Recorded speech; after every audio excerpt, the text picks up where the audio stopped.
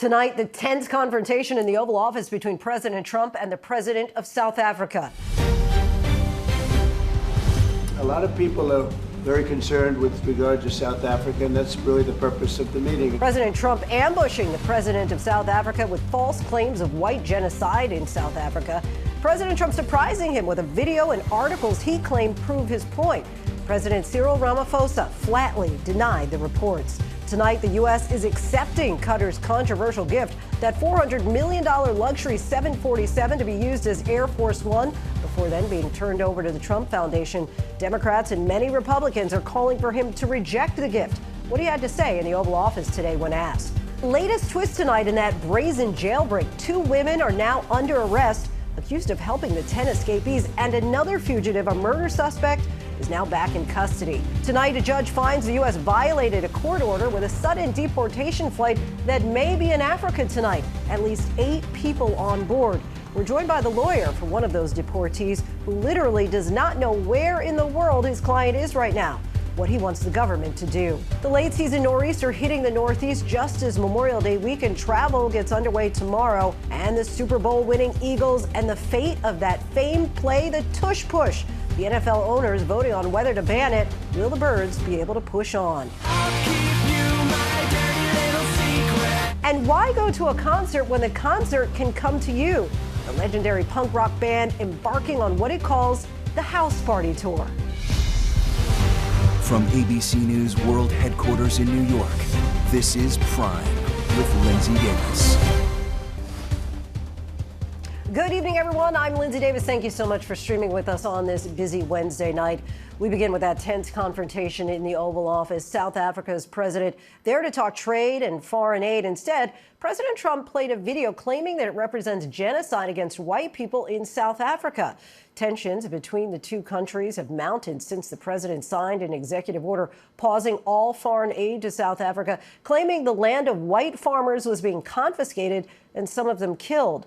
The president called for the lights to be dimmed, then played a video purportedly showing South Africans spewing violent rhetoric. From there, the president presented Ramaphosa with a stack of papers he said were articles about white farmers being killed in recent days. President Ramaphosa and the South African team were with Trump, saying the problem is crime, not racism, and his country needs U.S. investment to stop it. Our chief White House correspondent, Mary Bruce, leads us off.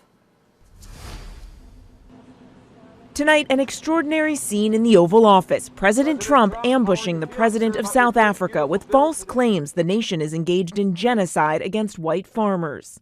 President Cyril Ramaphosa said he came to the White House to discuss trade. We are essentially here to reset the relationship between the United States and South Africa. But Trump had other ideas. A lot of people are very concerned with regard to South Africa, and that's really the purpose of the meeting. The president insists white South African farmers are being persecuted and murdered on a mass scale. Unproven claims that have been amplified by Elon Musk, a native of South Africa. Though Trump's administration has banned all refugees, they are now making an exception for one group, white South Africans. A plane load arriving in the U.S. just last week. We have had a tremendous number of people, especially since they've seen this. Generally, they're white farmers, and they're fleeing South Africa. Reporters asking Trump what it will take to convince him there is no genocide. The South African president jumping in. What will it take for you to be convinced that there's no white genocide in South Africa? Well, I can answer that for the president. It will take President Trump listening to the voices of South Africans, some of whom are his good friends. But Trump, with the cameras rolling, turn the lights down, dimming the lights to present what he claims is evidence. Showing clips of extremists calling for violence, then leafing through articles he says prove it's happening. Death, death, death, horrible death, death, I don't know. But you know that Pick anyone, white South Africans are fleeing because of the violence and racist laws. There is a crime problem in South Africa, but there is no evidence it is racially motivated or amounts to genocide. White people make up only 7% of the country, but own the vast majority of its farmland. Ramaphosa adamant that the video does not represent his government. There is criminality in our country. People who do get killed, unfortunately through criminal activity, are not only white people. Majority of them are black people. South Africa's president then joking that he wishes he could be like Qatar and gift Trump a luxury jet. I'm sorry, I don't have a plane to give you. I wish you did. I take it. I would take it. A little ribbing going on there, perhaps. Mary Bruce joins us now from the White House. Mary, any word from South Africa after that occasionally tense meeting in the Oval Office? Well, Lindsay, tonight the spokesman for the South African president telling us of this confrontation that it was, quote, expected, saying we knew that whenever heads of state come to the White House, you get a bit of a show. And again, Lindsay, he insisted there is no genocide in South Africa. Mary Bruce from the White House. Thanks so much, Mary. Thank you. Today, the Pentagon officially accepted that controversial $400 million luxury 747 from Qatar. President Trump said that he'll soon use it as Air Force One. The president with the Qatari emir last week, adding, "We're going to help each other." The plane may be a gift, but the cost to taxpayers could reach $1 billion to upgrade and secure the plane. And tonight left unanswered whether it would end up at the Trump Library after his term. Former CIA operative and ABC contributor Darrell Blocker is here to discuss that further. But first, here's our chief Washington correspondent, Jonathan Karl.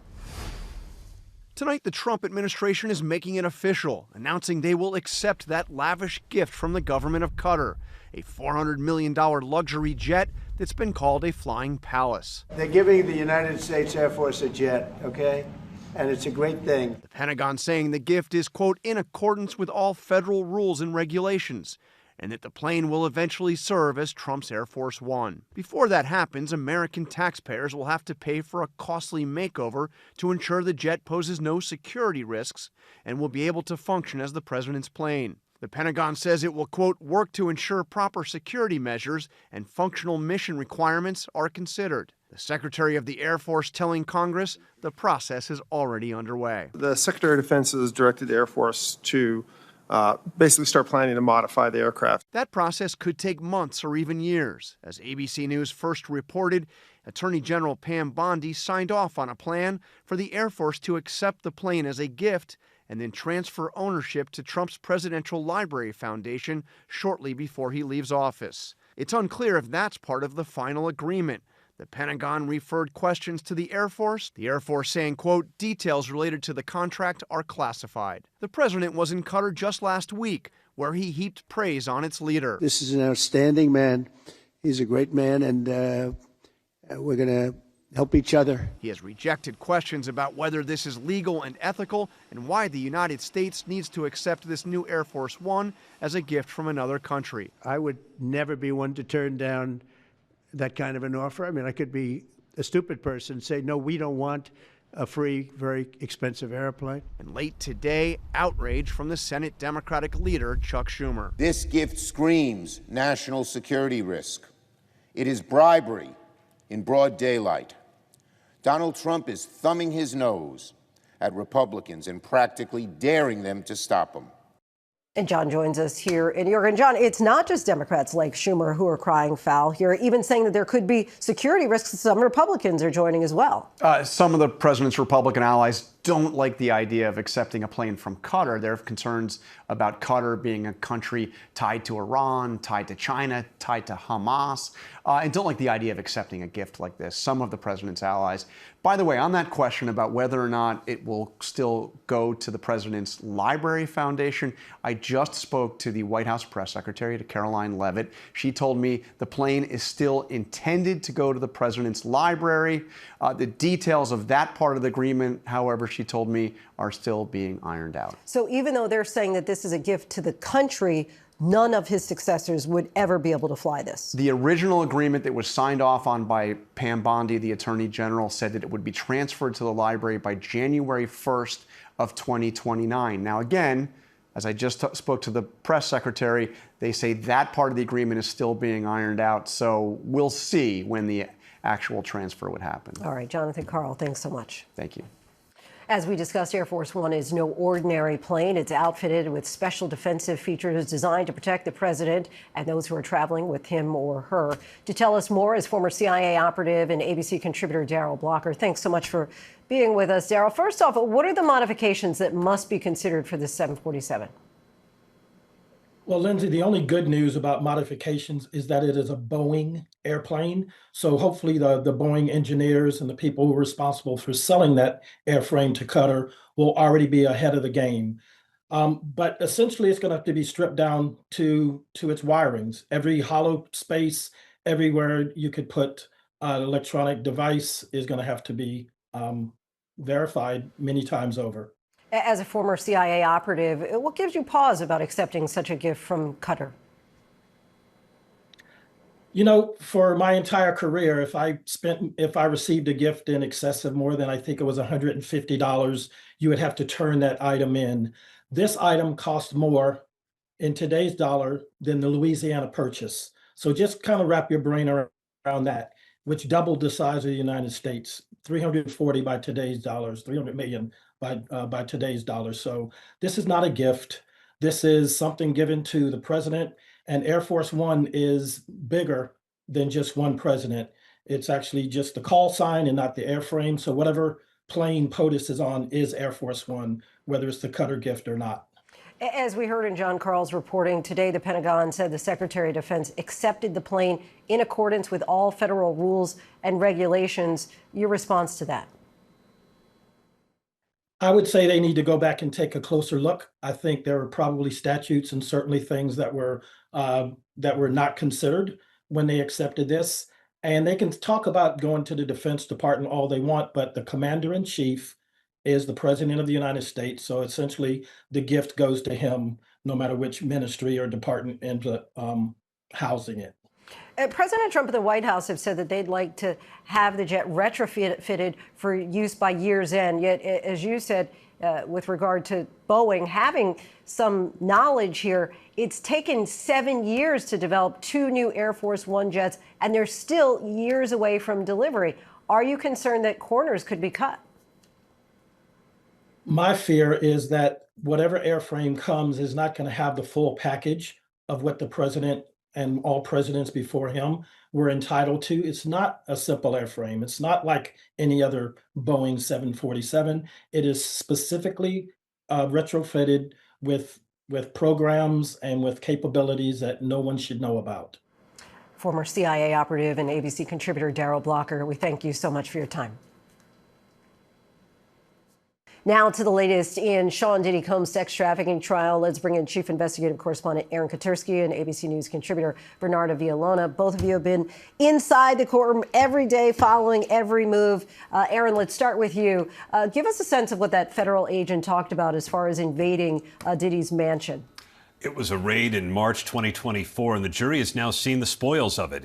The agent said that they took guns, they took drugs, and they broke through the front fence to get to it all. And the jury saw pictures, and in some cases they saw the real thing, including a loaded .45 caliber handgun that he said was found in a suitcase, AR-15 style, assault style rifles on a shelving unit in the main bedroom, the same shelving unit that contained 7-inch red platform heels, lingerie, and baby oil. And I think the point was for federal prosecutors to give the jury the visual proximity. The guns and the freak-off supplies were in the same place, because the whole theory of the case is that Combs would use violence and the threat of violence, including from guns, to coerce women into these sex acts. Bernardo, what kind of link do you think that the prosecution is trying to draw here? So the prosecution, first off, they're trying to definitely corroborate the testimony of Cassie and other witnesses that are going to testify about the ingredients, the supplies used in freak-offs, and also that firearms were present at some point. Especially remember that Mr. James, when he testified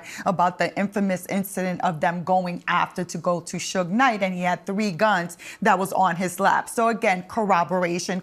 And also, when we talk about racketeering conspiracy or RICO, you usually think about mob-style gangsters. What else? Another way to show some mob-style gangster than putting Diddy as the leader of this criminal enterprise. And guess what? With AR-15s. And Aaron, one of the witnesses in Diddy's inner circle actually planned on pleading the 5th What happened there? He was granted immunity. George Kaplan served about 15 months as one of Sean Combs's personal assistants, and he testified about two important things for the prosecution. One, he said he would procure drugs for Sean Combs, and remembered one case getting him MDMA after Diddy handed him a bunch of cash, said, go talk to this guy. Maybe that's why he wanted immunity, to avoid any prosecution for procuring illegal drugs. We don't know what else he's going to say, but he also talked about stocking the hotel rooms with supplies for freak-offs, the baby oil, the Astroglide lubricant, and he talked about cleaning up afterwards. He said he tidied up the rooms to make it look like it did before Combs got there. He said he noticed baby oil everywhere and he had to clean it up. And the prosecutor, Maureen Comey, said, well, why did you have to clean it up? Why not let the hotel staff do that? And he said it was understood that when you worked for Sean Combs, part of the thing was you had to protect his reputation. What could Kaplan's immunity mean for the defense? So, of course, the defense is going to go into the immunity in the sense of you're willing to say anything because you wanted that immunity, because you did not want to be prosecuted, because you wanted to save yourself. But I don't know, Lindsay, because I was inside the courtroom when Kaplan first came in to plead the fifth, because this was done outside of the presence of the jury. And when Mr. Kaplan walked in, Diddy looked at him and they smiled at each other and kind of gave each other the head nod. So I was like, oh, wait, the fix is in. So Kaplan took the stand and he said, of course, that I'm going to exercise my Fifth Amendment privilege against self-incrimination, and that's how he got immunity. But then again, when he testified in front of the jury, you didn't see that connection there. Aaron, we also heard from a sex trauma expert, a psychologist. What was the gist of her testimony? There's something so voyeuristic about this whole trial, this lurid look into the private and often violent sex life of Sean Combs. And what this trauma expert did was root it in psychology to sort of say, in a general sense, that you feel sometimes as a victim the need to stay in a relationship, that you feel like you can't get out of it, that sometimes you curl up in a ball when you're getting beat so you're not antagonizing your abuser further. She was speaking generally because expert witnesses can't interview victims as part of their testimony, but she mimicked things that Cassie Ventura had said on the witness stand. The defense spent a lot of time on cross-examination trying to suggest she was a hired gun for the prosecutors because they paid him, they called her. But she did give a sense that this kind of victimization and what Cassie had already described is felt by a lot of abuse victims. I know we were initially expecting Kid Cudi's testimony today. Sounds like that's going to be tomorrow. And it seems that that could be very significant for the prosecution. Absolutely, because Kid Cudi is going to be able to give the prosecution the racketeering predicate act that they wanted. So for racketeering conspiracy, the prosecutor has to prove two of those racketeering acts. And one of those racketeering acts is arson. And what are the allegations having to deal with Kid Cudi? That supposedly Sean Combs blew up his car. So with his testimony, they'll get in that predicate act, but also in terms of the jealousy, in terms of at one point that there was a sit down that Cassie testified to between Cassie, Sean Combs, and Kid Cudi, that in the end, Kid Cudi was like, what about my car? And Sean Combs was like, what car? So you're going to get that information in, the jealousy and just the rage that Sean Combs had. So buckle up, because I think tomorrow is going to be a huge day for the prosecution inside that courtroom. Certainly seems that way. And Aaron, you said it best. There is a voyeuristic quality to all of this, right? That people are they just want to know. Yes. Bernarda, Aaron, we thank you both so much for your time. Tonight, the Department of Justice is moving to end federal oversight of the Minneapolis and Louisville, Kentucky police departments. It comes nearly 5 years after the deaths of George Floyd and Breonna Taylor sparked nationwide protests and calls for police reform. Our Alex Perez reports from Minneapolis. Alex? Hey, Lindsay, the announcement from the Department of Justice to drop those consent decrees comes as many here at the site where George Floyd was killed are preparing to mark the 5th anniversary of his death. Now, the DOJ has filed a motion to dismiss Biden-era consent decrees made with both the Minneapolis Police Department and with the police department in Louisville, Kentucky. The decrees called for major reform at both departments in the wake of the police killings of Floyd in Minneapolis and Breonna Taylor in Louisville. After after the DOJ's Civil Rights Division found evidence of racial disparities and excessive use of force. But the Trump-era Department of Justice, in a statement, calls the decrees a failed experiment of handcuffing local leaders and police departments. But despite today's federal move, officials in both Minneapolis and Louisville today announced they will move forward with and adhere to the expansive reforms in those consent decrees, even if the Department of Justice is no longer requiring them to do so. Minneapolis Police Chief Brian O'Hara pointing out the city has a similar consent decree agreement with the state that remains in place, telling me for his department, the reform will continue. It does not change the reality that we are committed to rebuilding this police department to keep people safe and to have more and more people believe that they can trust the police department here.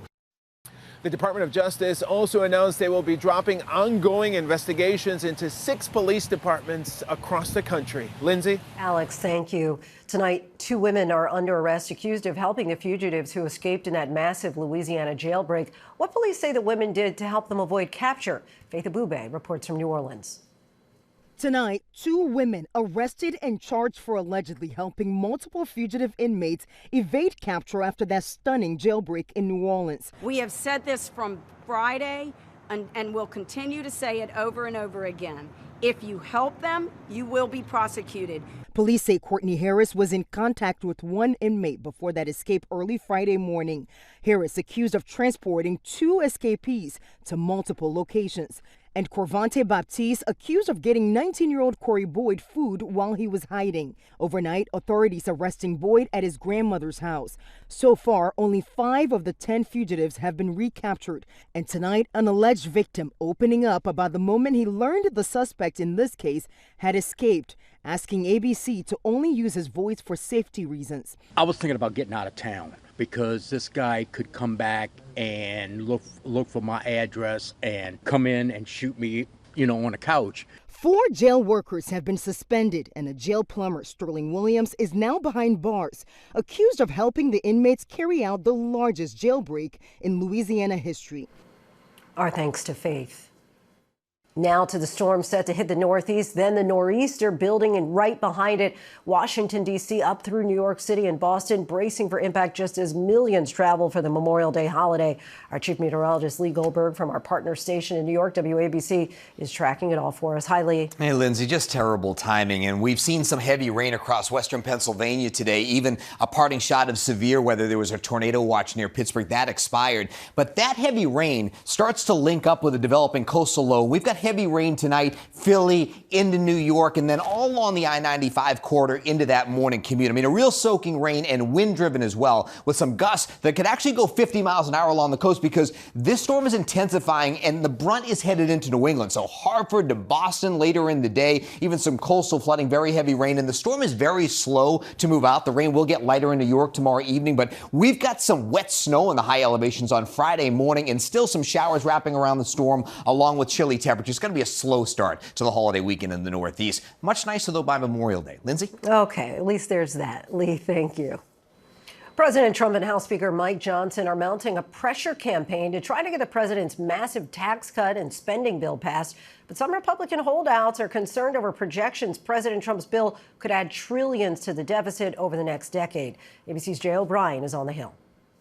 Tonight, a last-ditch effort from President Trump and Speaker Mike Johnson, turning up the heat on more than a dozen House Republican holdouts to pass the mega bill full of the president's campaign promises, from tax cuts to border security. We're doing very well. It's very close. The White House warning tonight failure to pass the bill would be a betrayal. Why aren't the holdouts listening to you and the president? They are. There's a lot of listening and a lot of discussion. It's been very productive. Officially called the One Big Beautiful Bill Act, the package extends Trump's 2017 tax cuts, lifts federal income tax on tips and overtime, and earmarks nearly $50 billion to resume construction of the border wall. It slashes federal spending by more than $1.5 trillion, including cuts to food assistance and Medicaid, which could leave more than 8 million Americans without health insurance over a decade. But GOP hardliners pushing for even steeper cuts, angered the bill would add trillions to the deficit over the next 10 years. The president wants this passed now. Well, it's not done yet. Our thanks to Jay O'Brien. The Justice Department has opened a criminal investigation into former New York Governor Andrew Cuomo after congressional Republicans recommended he be charged with lying to a subcommittee over his handling of nursing home patients during the pandemic. Cuomo has been the leading Democratic candidate for mayor to challenge Eric Adams. Federal prosecutors abandoned a corruption case against Adams in February, citing a desire to free him up to cooperate with the Trump administration's immigration crackdown. A spokesperson for Cuomo today called the investigation against Cuomo, quote, election interference, plain and simple.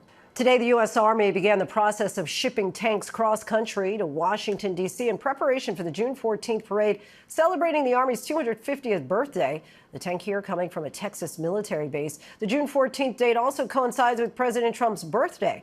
The celebration has stoked speculation that Trump is using the event to get the kind of grand military parade he sought in his first term. That event was canceled when cost estimates topped some $90 million. The owner of the NFL's Indianapolis Colts, Jim Irsay, died peacefully in his sleep today. The team made the announcement just a short time ago. His father bought the franchise in 1972 when young Jim was 12 years old. At 24, he then became the youngest general manager in NFL history. The team said he made philanthropy a daily endeavor and never hesitated to help countless organizations and individuals live better lives. Irsay was 65 years old. Still ahead, it's the fan fall that shocked the country. Now new charges have been filed in connection to the incident at a baseball game caught on camera. But first, another fight over another deportation flight after DHS says migrants were sent to a war-torn country that wasn't their own. How this happened in our conversation with an attorney for one of the 8 migrants believed to be on that plane about the chaos and confusion surrounding the case. The truth is, I don't know where my client is. He's disappeared, as far as I know.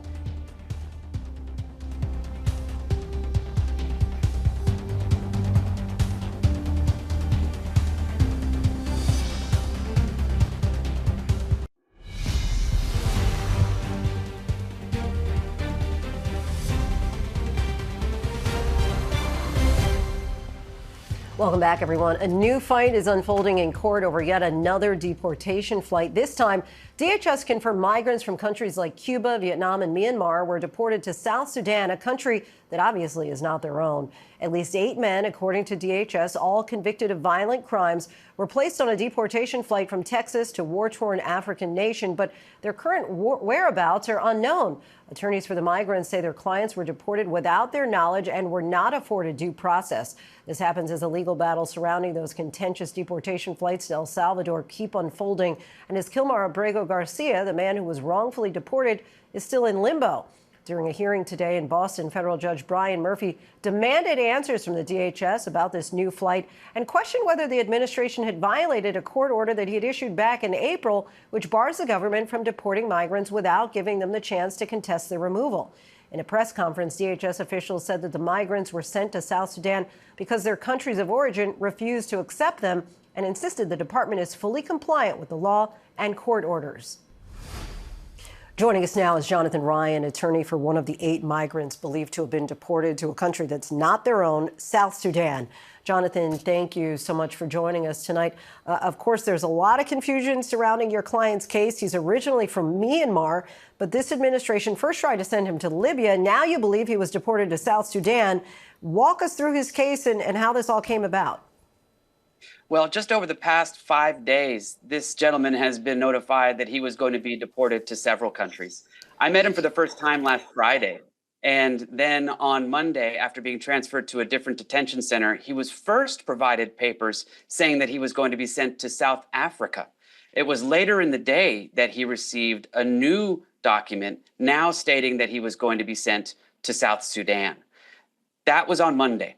By Tuesday morning, he had been deported. He was on an airplane heading out of this country. But when we went to the hearing on Tuesday afternoon, now the government was claiming that they were in fact sending him back to Myanmar, the country that he is from. The truth is that I don't know where my client is. He's disappeared, as far as I know. So you just said you have no idea where in the world your client is. Give us a sense of how unusual that is. I've been working as an immigration attorney for more than 20 years.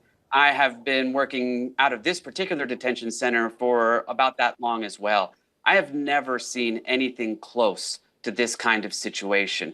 This really is a case of first impression for me. I don't think that our government has ever engaged in this kind of chicanery, quite frankly. And the judge, by his perplexion, by his demeanor, seemed to also be relatively shocked at the behavior of the government. What has the Department of Homeland Security said about your client's whereabouts? Very little. And what they have said has been under seal. Essentially, the government and the judge retired to a separate room where none of us who were attending the hearing could hear, and they discussed those matters privately. The government claimed that it was top secret, sensitive information. Have you heard directly from your client since this came down? No, I have not heard from my client. I have no idea where he is. He's incommunicado at this time. When was the last time that you talked to him?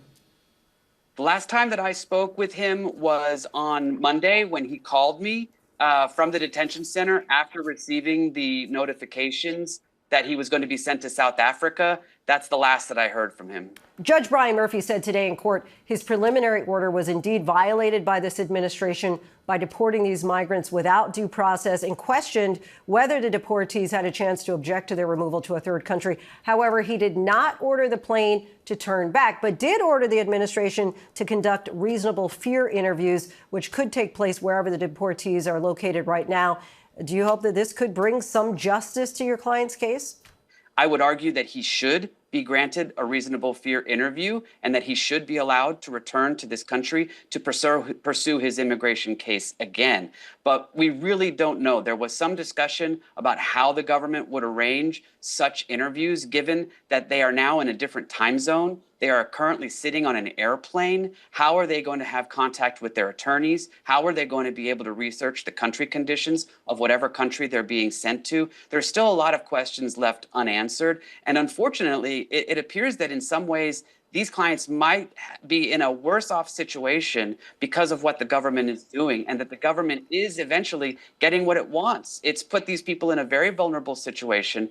And let's be also clear, the same government that is sending them to these countries is the same government that's going to decide whether they have a reasonable fear. So the fox is literally guarding the hen house in this matter. Well, you said that there are a lot of questions that remain unanswered. I suppose chief among them is this legal?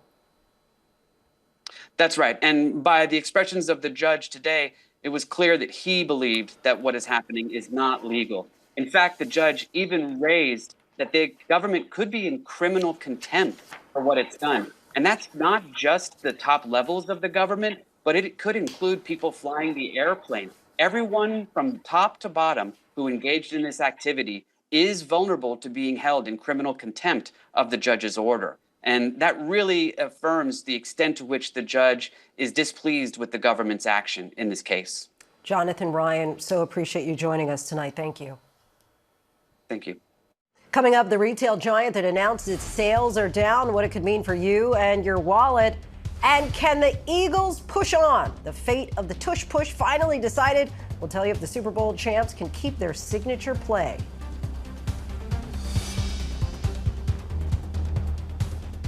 Welcome back, everyone. The NBA's conference finals are officially underway. 4 teams are looking for their chance at championship glory. The Oklahoma City Thunder and Minnesota Timberwolves are facing off in the Western Conference Finals, while the New York Knicks and Indiana Pacers battle for the Eastern Conference title. It's a unique and possibly historic foursome. Let's look at the conference finals by the numbers. The most recent title for any of these teams was actually back in 1979. That championship was won by the Seattle Supersonics, who years later would become the Thunder.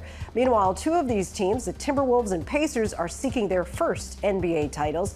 As for the Knicks, this is their first conference finals appearance in 25 years. The Thunder is the highest seeded team remaining with a league-high 68 wins this season. The hottest ticket, though, might be right here in New York, where tickets just to get into Game 1 were listed at more than $500 on TickPick this afternoon, just hours before tip-off.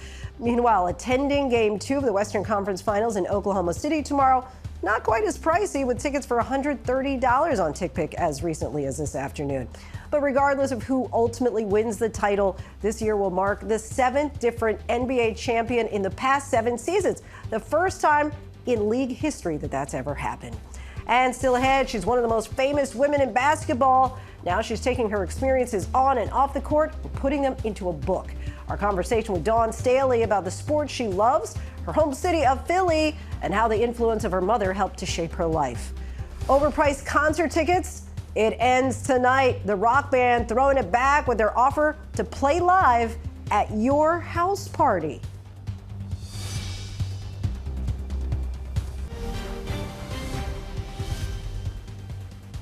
Charges in the shocking fan fall caught on camera at a baseball game. The fate of the controversial Philadelphia Eagles play known as the Tush Push. Will we see it on the field next season? And why Target says sales are down and how it would impact you, the customer. These stories and more in tonight's rundown.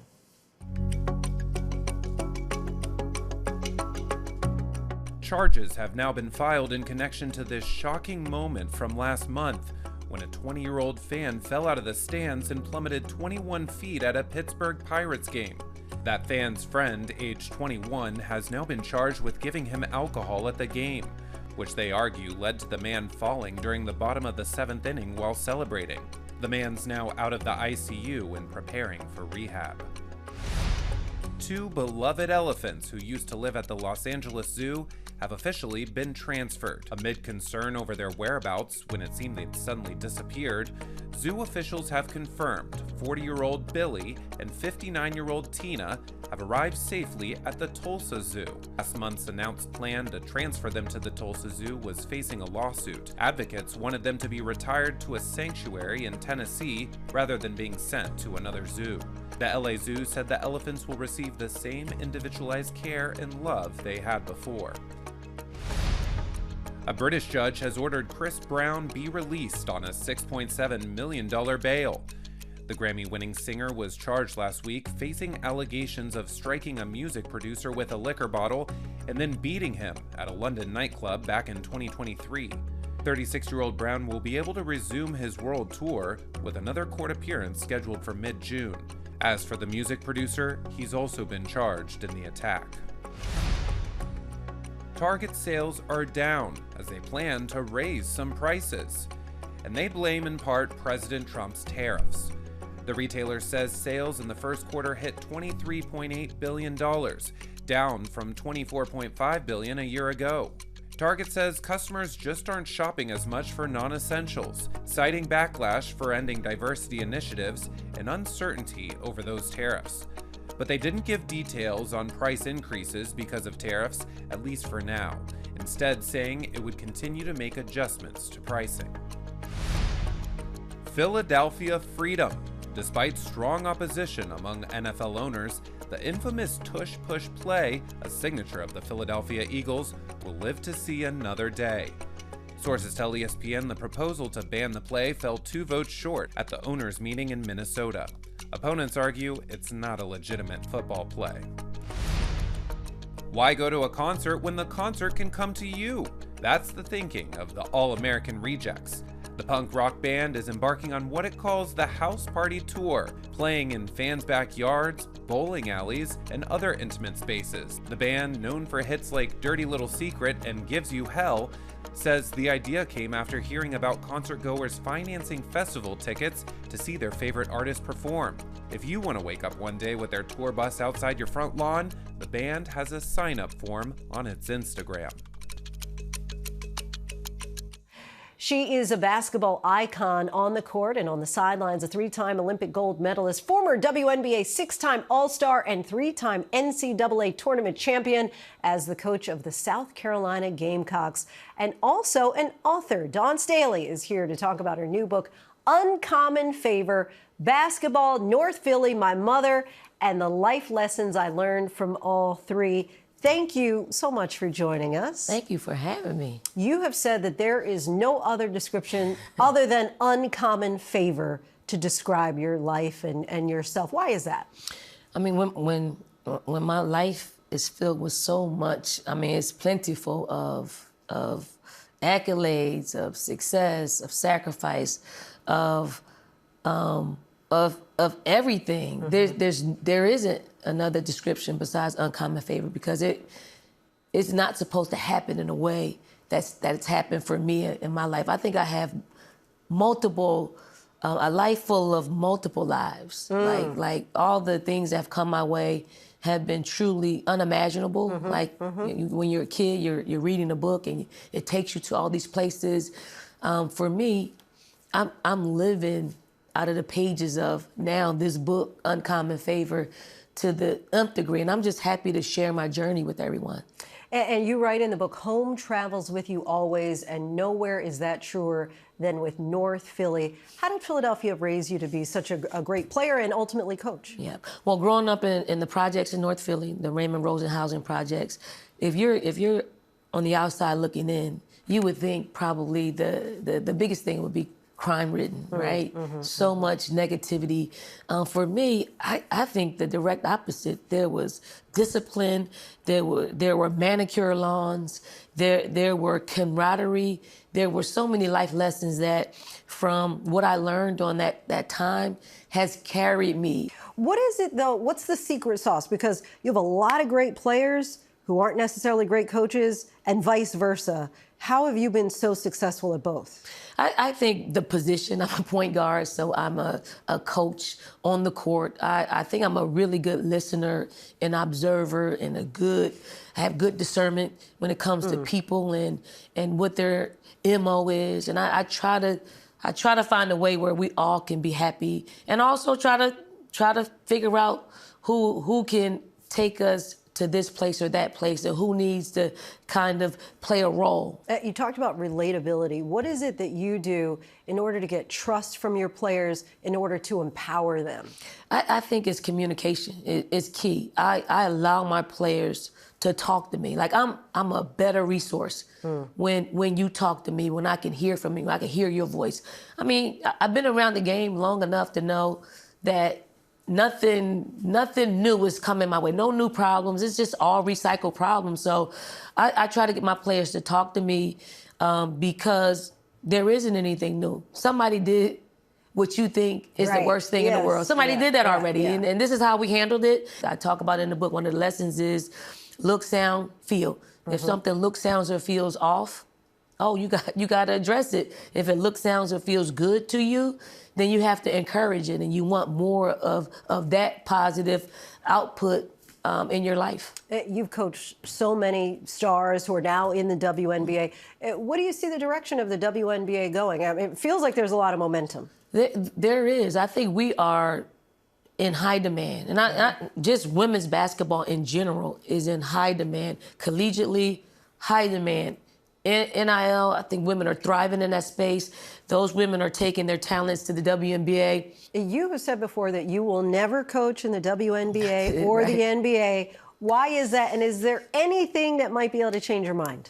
I'm very passionate about young people. And I know the WNBA is getting younger and younger, but collegiately, I think I can make the most and the best impression on young people so we can have a WNBA, so the WNBA can be filled with young people that really understand how to take care of the game. Because if you don't, it could be gone like this. But I want to coach people who have an understanding of how to navigate through this space and thrive in it and take our game to the next level. Final question, Knicks or Pacers? Knicks. I had the Knicks. I had the Knicks. Okay, all right. We will see starting tonight. Tonight. All right, Dawn Staley, we thank you so much. Uncommon Favor, Basketball, North Philly, My Mother, and the Life Lessons I Learned from All Three is now available wherever books are sold. And our parent company, Disney, is known, of course, for telling stories. Now a new program is making children the face of those tales and giving them a place in the spotlight. Our Deborah Roberts has more. With the school year winding down across America, a brand new way of putting on the annual play is taking center stage. In your position! The kids here at PS 88 have been practicing The Lion King for months now, and finally today they get a chance to show their parents and their teachers what they've been up to. Inside this elementary school in Queens, New York, come on, 4th and 5th graders are part of a new pilot program, getting them ready for their big stage debut. So are you nervous? Are you excited? What are you feeling at this moment? Nervous and excited. Nervous and excited. Yeah, I agree. My name is Dimitri. My role is Rafiki. My name is Gabriella. My role is Pumbaa. My name is Byron. My character is Old Simba. Projection! It's a program called Stage Connect within Disney Musicals in Schools, Disney's ABC's parent company. There's something transformational about theater. It gives them permission to find their own voice. They learn the importance of dedication and showing up. Let's try that again. It's a new, free online toolkit teaching schools how to put on shows. That was excellent. Anyone with an internet connection can now learn how to put on a Disney show. And these are going to be shows that these kids know, The Lion King. Yeah. Teaching, directing, Step, cross, back, and choreography, set, costume, and prop design, all from the actual Broadway pros. These are hosted by L. Stephen Taylor from The Lion King. The actual Lion King performers. He plays Mufasa. Welcome to the Disney Musicals in Schools Stage Connect platform. Let's get in our position. Special education teacher Carol Bauer is the director. To be able to have this Disney Connect where they teach you and show you how to do a production. Yeah, it's priceless, priceless. What kinds of changes have you seen in them? I just see the confidence level explodes. Their language explodes. So it goes beyond just the stage. You take it away. You take it with you. It's forever. With minutes to go until rehearsal, the actors are ready and grateful. Why is this important? Well, you make friends along the way. Confident. Made me like theater way more than I did before. So you're learning things about yourself. Yes, very much. And with their families in their seats, it's showtime. The reviews from the audience, raves. Seeing that confidence build has been amazing. They come out of their shell and it's such a beautiful thing to see. It really just brings the whole school together.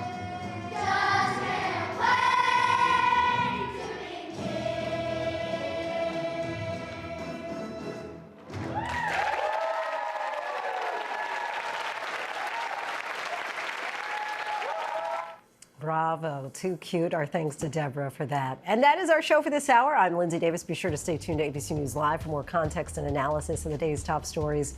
Thank you so much for streaming with us.